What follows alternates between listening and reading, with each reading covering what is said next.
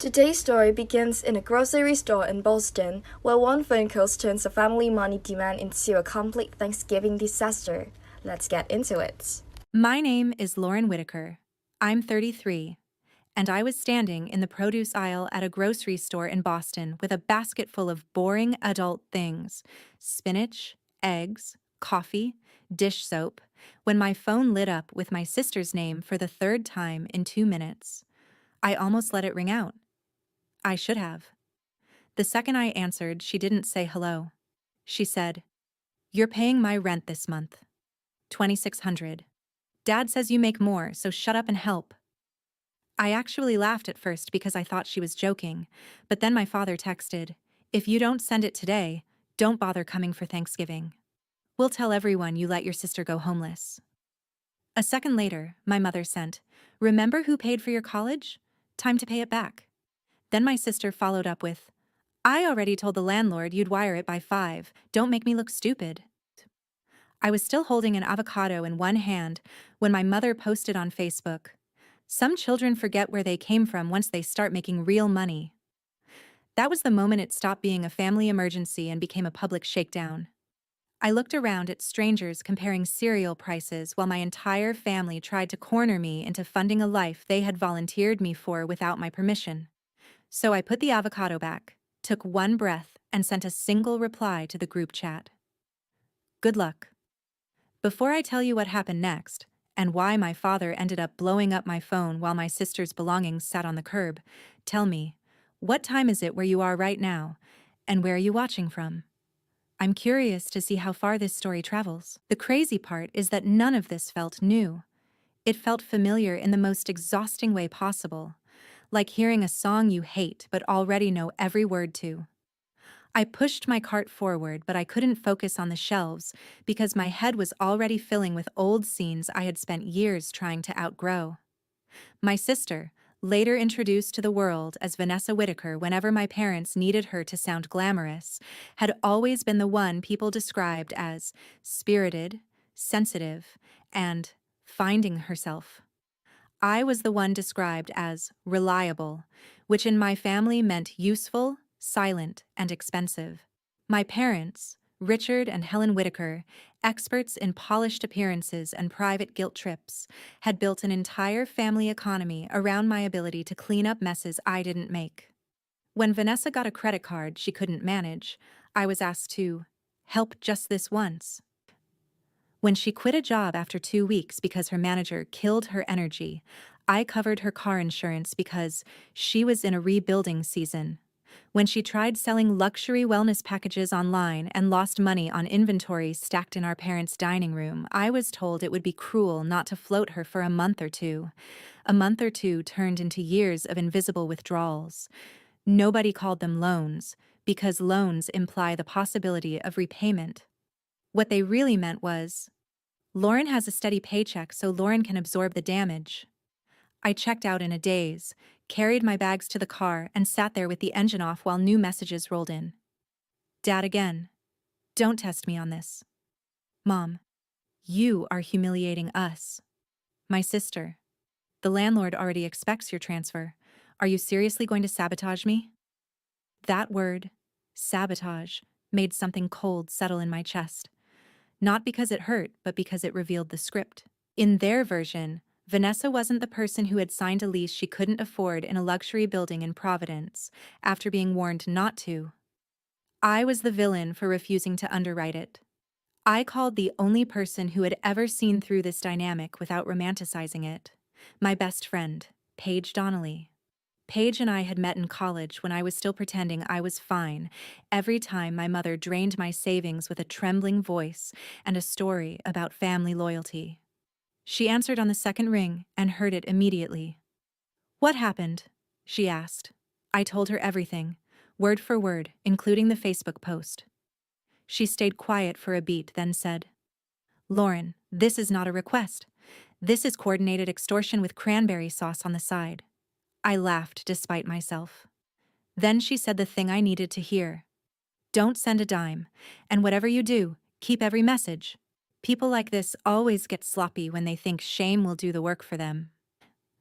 I stared through the windshield at a gray Boston afternoon and asked the ugliest question in my head. What if they really do tell everyone I let her become homeless? Paige snorted. Then let them. Anyone who hears the whole story will know exactly who the problem is. Also, nobody becomes homeless in 6 hours because you refuse to sponsor their delusion.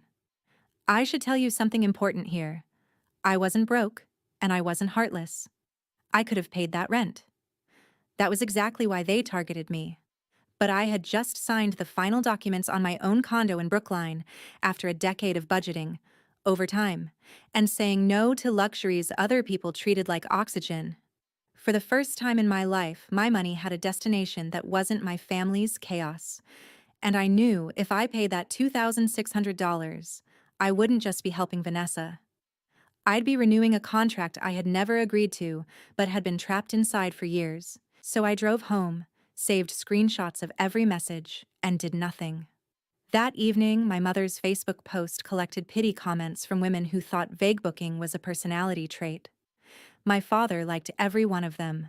Vanessa posted a photo of wine glasses from some rooftop place a week earlier and deleted it once people started asking if she was okay.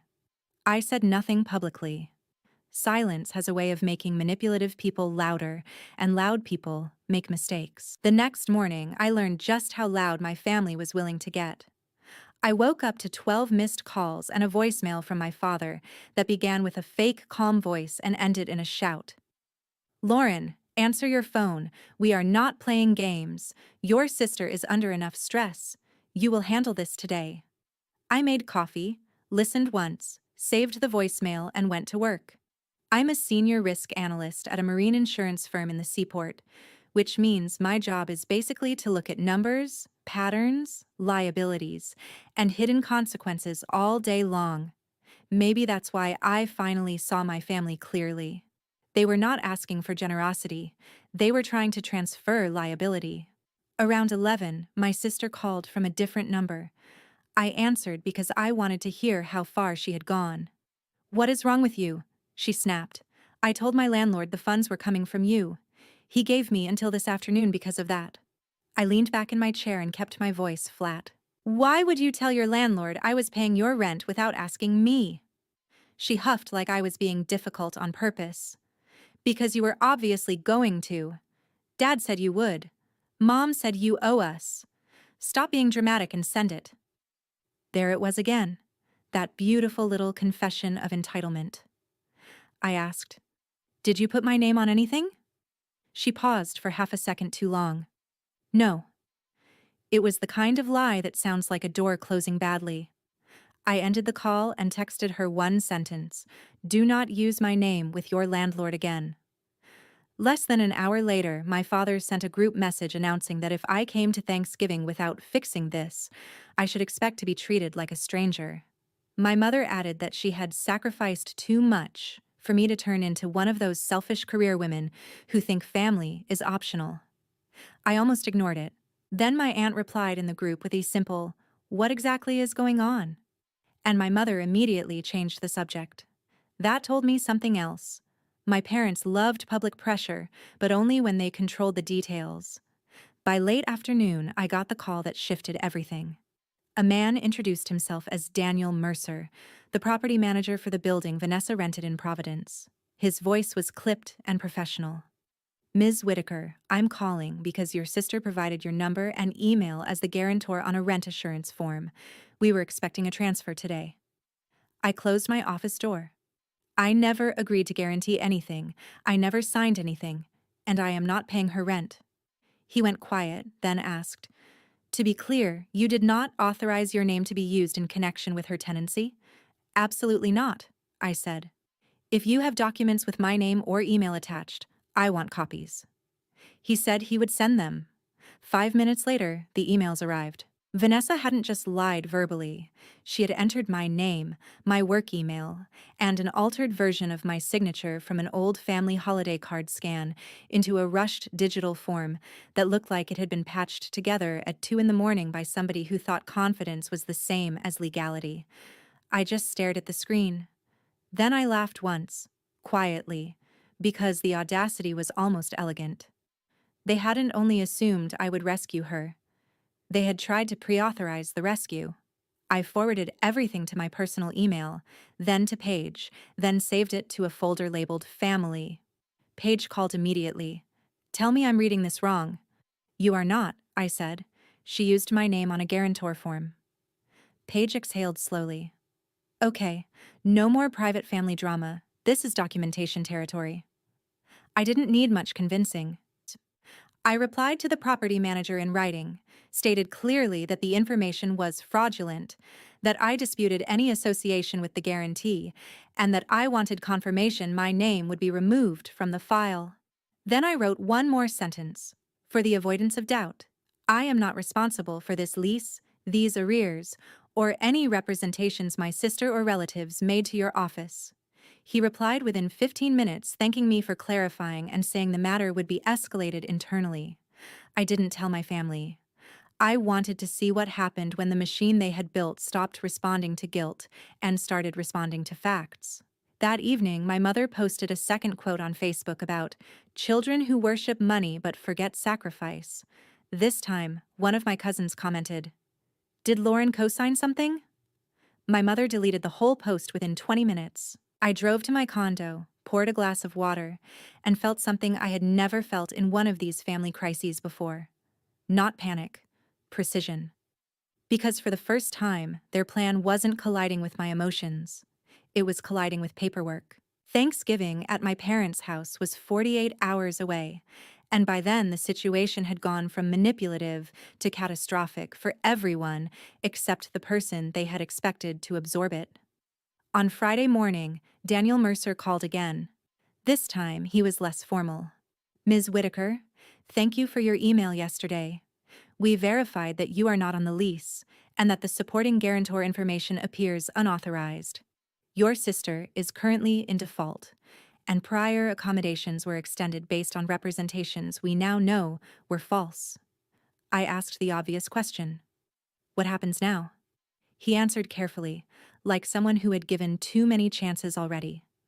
Vanessa had missed prior payments, ignored notices, and violated a temporary payment arrangement. The supposed outside guarantor, me, had been the only reason they had held off on immediate escalation. Without that, they were moving forward. He didn't need to use dramatic language. I could hear the end of the story in the tone alone. About 20 minutes later, my father called in a rage so intense it skipped right past strategy. "What did you say to him?" he shouted before I could speak. "He's evicting her. He says she lied. Why would you do this to your own sister?" That question was rich, coming from a man who had spent 24 hours threatening to exile me from Thanksgiving unless I financed his favorite child's lifestyle. "I told the truth," I said. "She used my name without permission." He started swearing. In the background, I heard my mother crying and Vanessa yelling that this was all my fault because I could have just done the decent thing. The word decent almost made me smile. Apparently, fraud was now decent if it happened between relatives. My father shifted tactics when anger didn't work. Suddenly, his voice dropped into that rehearsed wounded tone I knew too well. "Lauren, listen to me. Families survive by helping each other. You're making a legal issue out of something private." I said, "No, Dad. Vanessa made it legal when she forged my involvement." He hung up on me. By noon, my phone was a landfill of accusations. My mother texted that I had destroyed Thanksgiving. Vanessa said if her belongings ended up outside, she would never forgive this. My father wrote, "You've embarrassed us with those people." That line interested me more than anything else. Not, "You hurt your sister." Not, "How do we fix this?" Just embarrassment, reputation, appearances. Exactly. I was in the middle of replying to an email when Paige sent me a screenshot from Facebook. One of my parents' friends had shared my mother's earlier post, assuming there was some tragic story about an abandoned family. But then my cousin Melissa, who has the energy of a suburban prosecutor and the patience of none, commented, "Did Helen also mention Vanessa used Lauren's name on lease paperwork?" Asking before everyone starts blaming the wrong person. I actually put my head on my desk and laughed. Public shame. The weapon my parents loved most had turned in their hands. By late afternoon, the calls became frantic rather than moral. Vanessa left me a voicemail sobbing so hard she could barely speak, but even through the tears she managed to say, "If you had just sent the money like a normal sister, none of this would be happening." Not once did she say, "I'm sorry I used your name." Not once. Around 4, Daniel called one last time. Because of the misrepresentation and the unpaid balance, the building had refused any further extension. Vanessa had been told she needed to vacate immediately to avoid a formal fraud complaint being added to the mess. Her things, he said delicately, were being removed from the unit because she was refusing to cooperate with the move-out timeline and had called the office screaming that her corporate snake sister ruined her life. I thanked him and hung up. A few minutes later, my father sent the exact kind of message people send when they realize intimidation no longer works, but pride won't let them apologize. "Answer your phone now. What did you tell him? He's putting her stuff on the curb today." I could picture it too clearly. Expensive throw pillows, influencer ring light, unopened PR packages from brands that thought she had more reach than rent debt, all of it piled on a sidewalk in Providence, while my mother cried into a monogrammed tissue and my father demanded control from a situation he could no longer bully. I did not answer immediately. Instead, I called my aunt, the one relative who always listened before choosing a side. I gave her the short version and forwarded the documents. 10 minutes later, she called back and said, "Lauren, do not let them rewrite this. They did this to themselves." Those 7 words felt like oxygen. That night, I drove to Worcester County for Thanksgiving anyway, because I was done being treated like a hostage in my own family. I showed up with a pie from a bakery in Back Bay, a calm face, and a folder in my bag. The second I walked in, my mother's eyes were swollen. My father looked like rage had aged him 5 years overnight, and Vanessa, who had apparently been taken in temporarily after the Providence disaster, was on the couch, wrapped in a blanket like a war widow from a conflict she had personally started. Nobody said hello. My father just pointed at the dining room and said, "We need to talk." I said, "Great. So do I." And for the first time in my life, I wasn't entering that house to defend myself. I was entering it with evidence. The conversation started before the turkey even hit the table. My father shut the dining room doors like he was containing a scandal, which, to be fair, he was. My mother perched at one end of the table, dabbing her eyes. Vanessa sat with her arms folded, chin high, radiating the kind of indignation only people with no accountability can maintain through a full collapse. My father went first.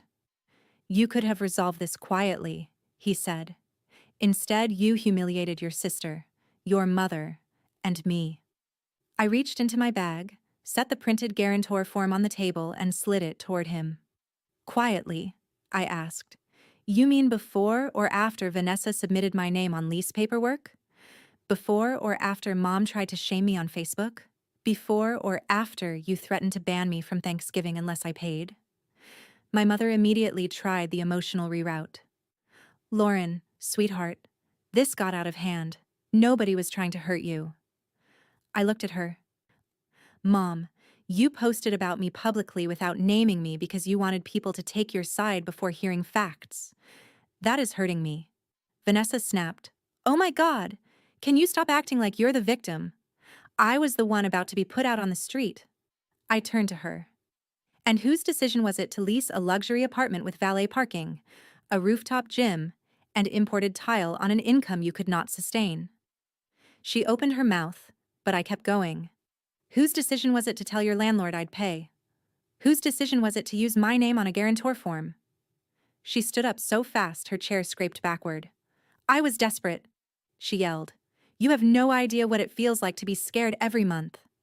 That almost broke my heart because for one tiny second she sounded honest, then she ruined it. "And besides, you owe me." I actually blinked. "I owe you." My father jumped in before she could elaborate, which told me there was something they all thought was obvious and I had somehow never been insane enough to adopt. "Your sister gave up a lot, too," he said. The family leaned on you financially because you were the stable one. Vanessa had different gifts. Paige would have paid actual money to hear that sentence live. I said, very slowly. Different gifts is a fascinating way to describe serial irresponsibility. My mother gasped. My father slammed his palm on the table. Do not speak about your sister that way. I leaned forward. Then stop asking me to finance her life. There was a silence then, thick and electric, because everybody in the room knew I was no longer participating in the old choreography. My mother made one last attempt to restore the script. We did so much for you, she whispered. We paid for school. We supported your career. We believed in you. I had known that line was coming since the produce aisle. You did help me, I said. And I was grateful. Then I repaid student loans myself. Then I paid your property tax shortfall 2 winters ago. Then I covered Vanessa's dental bill. Then I loaned money for your kitchen repair that somehow turned into a new refrigerator and patio furniture. At what exact dollar amount do I stop being a daughter and become a reimbursement program? My father looked stunned, not because he disagreed, but because I had said the arithmetic out loud. Vanessa rolled her eyes and muttered, You always keep score. No, I said. I kept receipts. There's a difference. Then I put a second folder on the table. Bank transfers, Venmo screenshots, a cashier's check image, dates, notes, emergency, temporary, family, just until next month. My mother stared at the papers like they were written in another language. My father didn't touch them. Vanessa glanced once and looked away. I didn't ask for all of that, she said. You asked for most of it, I replied. The rest was requested by Mom or Dad on your behalf. Either way, it all moved in one direction. My Aunt Melissa, who had apparently decided closed doors were optional when nonsense was involved, opened one and stepped in without waiting. I hope I'm not interrupting the guilt symposium, she said. Nobody invited her, but nobody stopped her either. She had brought sweet potatoes and the righteous energy of someone who had read every screenshot. Actually, she added, looking at my parents, I think Lauren deserves witnesses. My father stood up. This is a family matter. Melissa folded her arms. It became a community matter when Helen Vague posted and Richard started calling relatives for sympathy. My mother burst into tears again. Vanessa started crying too, but in that angry theatrical way where every sob sounds like a threat.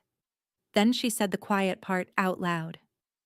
Fine. I used Lauren's name because everyone said she'd pay anyway.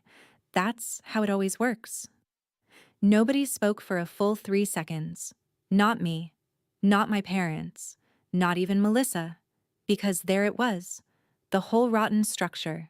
Stripped naked in one sentence. That's how it always works. I looked at my father first. Did you hear that? He rubbed a hand over his face and said nothing. I looked at my mother. Did you? She whispered. Vanessa. Like maybe tone could reverse a confession, but it was too late. I didn't need them to admit the pattern anymore. Vanessa already had. And once truth is spoken plainly in a room full of people, denial becomes much heavier to carry. That should have been enough humiliation for one holiday, but family systems built on entitlement rarely collapse gracefully. They thrash. And my sister still had one last card she thought could save her. Vanessa wiped her face, straightened up, and did what she had done her entire life when consequences closed in. She reached for a weapon from the past. You want everyone to hear the truth? She said. Fine. Let's talk about the summer you took money from Mom's envelope and pretended you didn't. My mother inhaled sharply. My father looked up. Melissa frowned. And I just sat there because the accusation didn't hit the way Vanessa expected. It landed like an old, cheap prop somebody had stored badly in a garage. Go ahead, I said. Tell it correctly. That threw her. She was expecting panic, not permission. You stole from the house, she said anyway, louder now. You've always acted superior, but you're not innocent. I nodded once. I was 17. Mom had set aside cash for the electric bill. Vanessa had overdrawn her account again and was sobbing because her boyfriend at the time was threatening to dump her if she didn't join him on some beach weekend she couldn't afford. Dad was out of town. Mom was asleep after her dental surgery. Vanessa begged me to help her and promised she'd put the money back before Mom noticed. She did not. When the electric company warning came, I took the blame because Dad said one daughter admitting stupidity was better than the family looking unstable over Vanessa. Nobody at that table moved. My mother looked physically ill. My father stared at the table runner like he was seeing a ghost. Vanessa opened and closed her mouth without sound for a second. Then she said, "Weaker now." "That's not exactly how it happened." Melissa answered before I could. "Really?" "Because it sounds exactly like how everything else happened." My father tried to reassert control. "That was years ago. We are not relitigating ancient mistakes." I laughed then, not kindly. "Ancient mistakes? You mean the practice round for the same pattern you all repeated into my 30s? I could feel years of self-erasure rearranging themselves into language. "Dad, do you remember when I turned down a semester in London because Vanessa needed support after dropping out of her nutrition program? Mom, do you remember asking me to delay moving out because Vanessa couldn't handle being the only unmarried daughter at home? Do either of you remember calling me dramatic when I said I felt more like a reserve account than a child?" My mother cried harder. My father said, "We were trying to keep the family together." I said, "No. You were trying to keep Vanessa comfortable." The room got so quiet the oven timer in the kitchen sounded obscene. Then my mother whispered the first honest sentence I had ever heard from her on this subject. "We leaned on you because we knew you would survive it." There it was. Not because it was fair. Not because it was right. Because I was the one they trusted to endure the damage. Some families crown a golden child. Others build one and sacrifice another to support the architecture. Vanessa looked shaken now, but not transformed. People love imagining that a good confrontation produces instant insight. Usually it just produces better excuses. "I never asked to be the favorite," she muttered. "No," I said. "You just kept cashing the checks." My father stood and began pacing. "So what do you want, Lauren? An apology? Fine. We're sorry this got messy." I almost admired the wording. It apologized for inconvenience, not conduct. "I don't want a ceremonial apology," I said. "I want terms." That word stopped all of them. My father turned. "Terms?" "Yes," I said. "Since this family has operated like a badly run financial institution for years, let's be clear. I will not pay Vanessa's rent. I will not co-sign, guarantee, or cover debts created without my consent. I will not answer group messages designed to shame me into compliance. I will not tolerate my name being used in private, in public, or on paperwork without written permission. If it happens again, I will treat it exactly the way I treated this one." Vanessa scoffed, but it sounded brittle. "You'd really call the cops on your own family?" "If my identity is used fraudulently again," I said, "I won't have to. I'll just stop protecting you from the consequences." That hit harder than a threat because it was true. Protection, not love, not duty, not generosity, had been the real currency I'd supplied for years. Protection from bad decisions, late fees, social embarrassment, practical adulthood, reality itself. My mother whispered, "Where is Vanessa supposed to go?" Melissa answered first. "Maybe somewhere she can afford." Then I softened slightly because, unlike them, I wasn't trying to destroy a person. I was trying to end a system. "I'll help her in ways that don't involve cash," I said. "I'll pay for 3 sessions with a financial counselor. I'll help redo her resume. I'll spend a Saturday helping her apartment hunt. But I am done funding chaos." Vanessa looked at me like I had insulted her more deeply than if I'd screamed. That told me everything. Help was never the point. Control was. Access was. The guarantee that I could be pressed into service whenever her choices ripened into disaster was the point. My father sank into a chair. My mother covered her face. Melissa, to her credit, stayed quiet. And then the final shift happened. Not dramatic, not cinematic, but unmistakable. My father asked, Did you really keep all the receipts? Yes, I said. All of them. He nodded slowly, like a man confronting the cost of a story he had told himself for too long. Thanksgiving dinner that year was bizarre beyond description. We still ate, because America will collapse before it skips a meal with gravy. But nobody could pretend anymore. Every spoon clink, every passed plate, every fake normal question about weather carried the weight of exposed truth. My mother barely touched her food. Vanessa pushed turkey around without eating it. Melissa asked for more stuffing like a woman honoring tradition in a war zone. And I sat there feeling something unexpected bloom beneath the wreckage. Not triumph, exactly. More like relief with a pulse. Because once a family myth is broken in front of witnesses, it can survive only through laziness. And I had finally become too awake to help them keep it alive. The aftermath was messier than the confrontation, but it was also more revealing. Over the next 2 weeks, the family narrative tried 3 different shapes before settling into the only one that could survive contact with documents. First, my parents attempted the miscommunication version. My mother called 2 relatives and said Vanessa had misunderstood the urgency and that I had overreacted because of stress. That died the moment Melissa forwarded the guarantor form and my father's Thanksgiving threat text to the people being quietly recruited. Second, Vanessa tried the temporary hardship version online, posting vague quotes about betrayal and female ambition corrupting family values. That lasted until one of her former roommates commented, "Didn't Lauren also cover your car note last year?" She deleted the post. Third, my father attempted the private family matter version, which might have worked if he hadn't already spent the previous week calling people to frame me as selfish. By then, too many relatives had seen enough to understand the real story.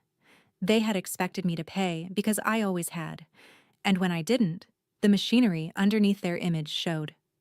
The consequences were not theatrical in the movie sense. They were better. Practical, social, and permanent. Vanessa lost access to the luxury building, obviously, but she also lost face with the circle she had curated around herself. It turns out it's hard to keep branding yourself as an aspirational wellness woman when your belongings spend an afternoon on a Providence curb next to a discounted ring light and 3 framed affirmations about abundance. One of the boutique studios where she taught classes quietly cut her schedule after a member recognized her from the drama and mentioned the forged guarantor story to management. My parents didn't get publicly ruined, but something happened that mattered more to people like them. They became cautious. They stopped making grand claims about family loyalty in public because they had learned someone might ask for specifics. My mother stopped vague posting. My father stopped calling me with commands and switched, awkwardly, to messages that began with, "When you have time." That alone felt like an earthquake. As for me, I did exactly what I said I would do. I did not send money. I did, however, email Vanessa the contact information for a financial counselor in Providence, a budgeting app, and 3 affordable apartment listings within commuting distance of 2 gyms that were hiring instructors. She ignored all of it for 6 days, then sent a one-line reply.